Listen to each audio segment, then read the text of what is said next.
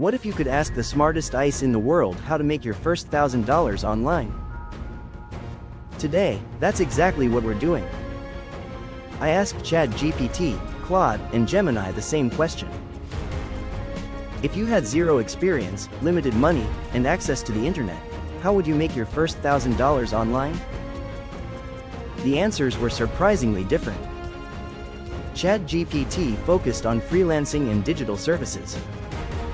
Claude suggested building valuable skills first and creating long-term income streams.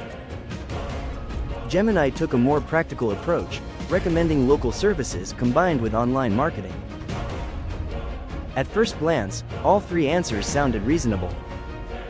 But when I dug deeper, some ideas were clearly better than others. One AI focused on speed. Another focused on sustainability. And one seemed to think everyone has unlimited free time. So which answer was actually the best? After comparing effort, risk, and potential earnings, I found a clear winner. The most surprising part wasn't how good the best answer was. It was how unrealistic some of the others were. If you're trying to make money online, the smartest strategy isn't necessarily the fastest one.